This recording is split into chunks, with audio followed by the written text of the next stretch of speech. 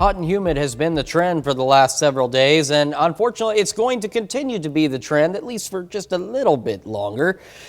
Check out this time lapse from Indigo Sky Casino and Resort, of course, just outside of Seneca, Missouri. It showed an absolutely beautiful day if you were indoors. If you were outdoors, check out this, because this is what you saw.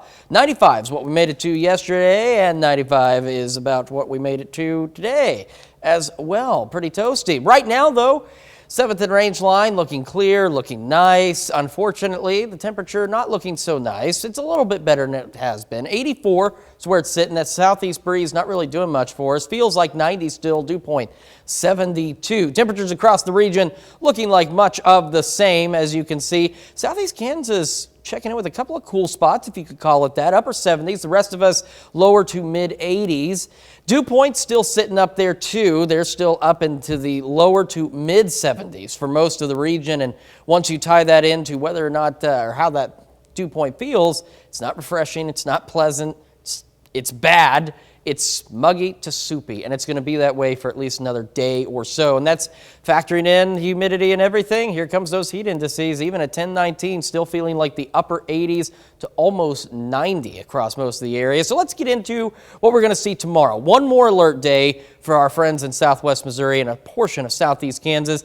We head into the afternoon, kind of like today, we saw some storms pop up. We may see a few more evening, late afternoon storms pop up. As we progress through the day, we're going to start at 76, 85 by 10, 91 by noon, 96 by 4, with that chance of an isolated storm mainly on the Missouri side.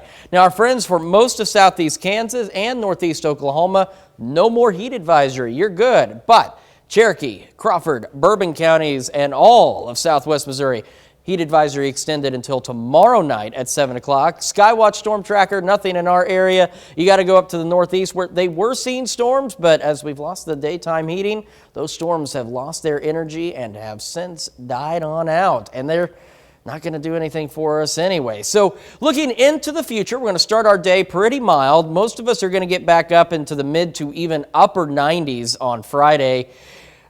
Scattered storms possible, isolated I should say is more like it. Starting the day out again, mild Saturday, another warm one, but not quite as bad in terms of humidity. Again, a few more isolated pop-up storms possible. Then these storms get a little more organized. We can go from isolated to maybe scattered. And then Sunday evening into Monday, cold front off to our northwest, wanting to bring in some storm chances. So heat indices is why that heat advisory is still in effect tomorrow for southwest Missouri, parts of southeast Kansas, looking into the upper 90s, lower 100s for most of us. And then by the time we get into Saturday, it starts to look a little bit better than what it has been.